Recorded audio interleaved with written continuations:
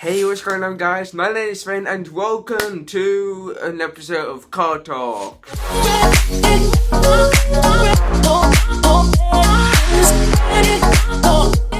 Now, in this episode, we are going to be talking over a brand new Lamborghini Aventador LP770-4 Super Veloce Yota, or I think it's pronounced as a Super Veloce Yota, I think.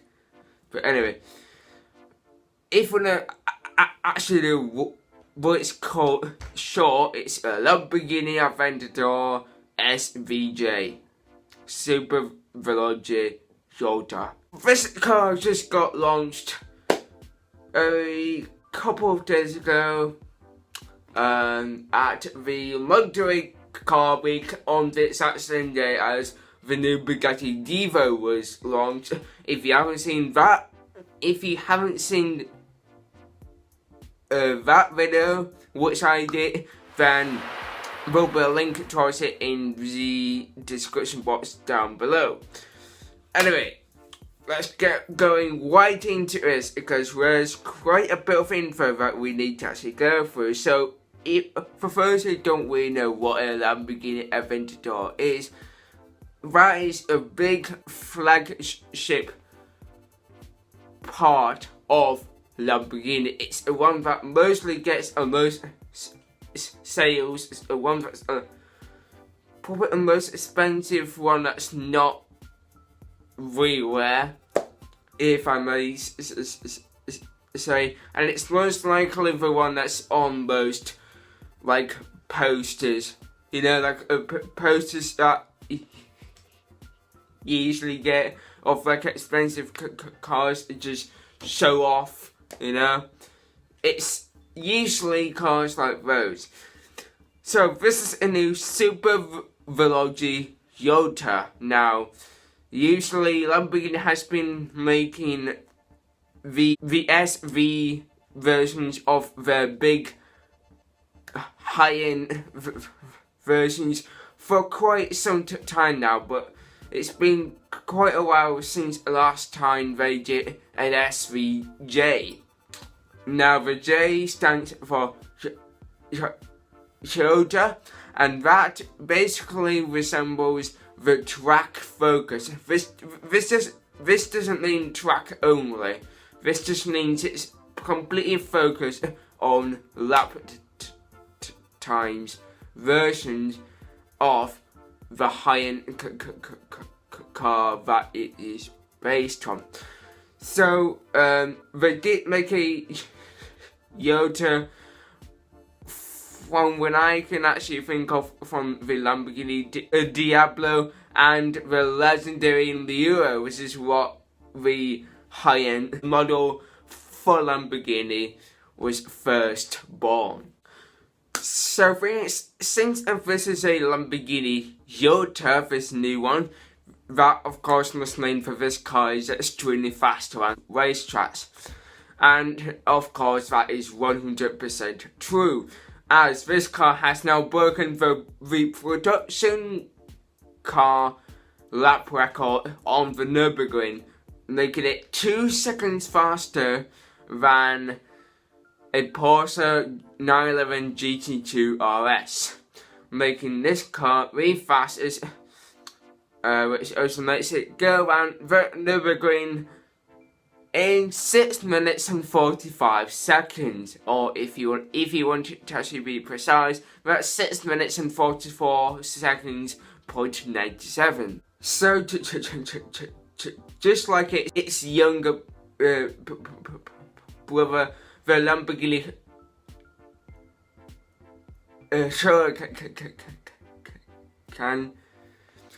which of course the hardcore version of that car, which is known as a Huracan Performante, which also set a production car record around Nürburgring over a year ago. That car featured two things. One that is called the ALA, also known as the Aerodynamic Lamborghini Aventador, which is basically the aerodynamic. It's basically aerodynamic flaps, which put in loads of aerodynamic air and downforce, tossing the car go around corners really well. That car also featured 4-wheel steering. Now, thanks to the new Lamborghini Aventador SVJ, the SVJ now actually gets both of those options, although they've now slightly changed it to a thing called LDVA. So basically, the LDVA system for the new Aventador SVJ is exactly alike the ALA system. So to make a lot more sense, and just to not make you all think, oh, this is really confusing, let's just call it LA 2.0. Just put it that way. So let's get right into the specs of a new Lamborghini Aventador Super Veloce Shorter. So it's going to have a 6.5 litre naturally aspirated V12, which means not only it's the fastest production car around the Nürburgring, but it's also the fastest production car with a naturally aspirated engine.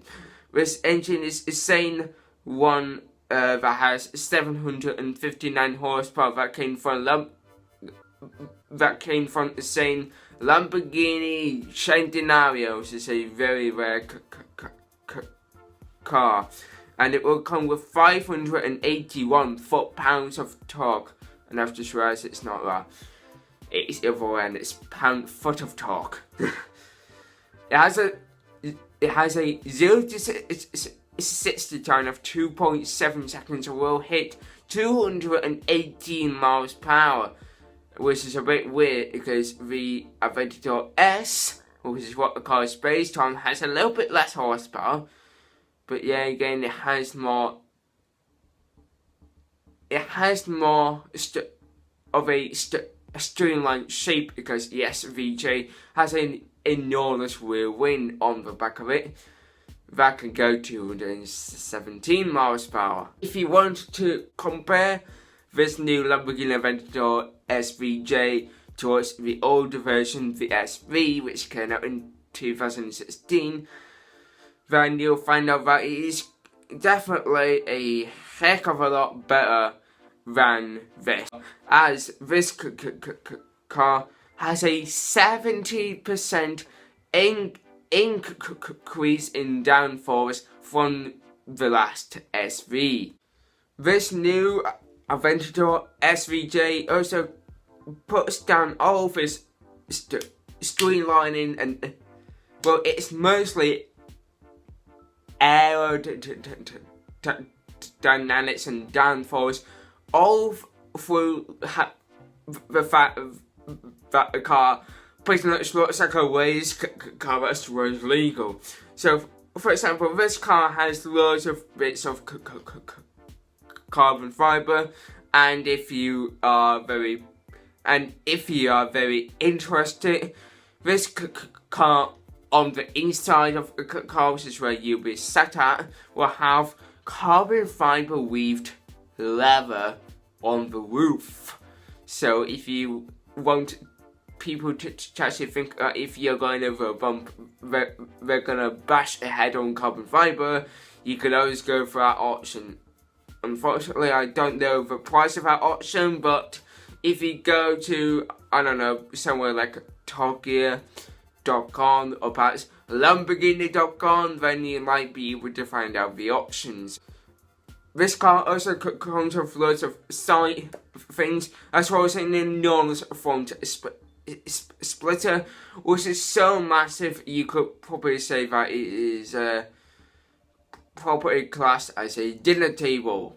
This new SVJ also comes with what is mostly being quoted as tri-dimensional outlets. So these new air outlets are basically on the bonnet of a car, which is also known as a frunk, if you would like to actually know if you're in the US. They basically just direct airflow to actually make your car's front end as stuck towards the floor as possible. Now you can still be a natural idiot and turn the traction off and be an idiot doing power slides and donuts. But in case if you really want to go around a corner on a mountain road really well, then this new tri-dimensional air outlet has got you covered. And then we'll be moving on to basically what I've just talked about minutes ago, the AOA 2.0 system, which is just like what was on the Lamborghini Huracan Performante. Now, this is going to go right into what this feature does in terms of this car. So the new ALA 2.0 system basically has flaps both on the back of the car and the front of the car, which open to reduce air pressure, which is going on. These are actually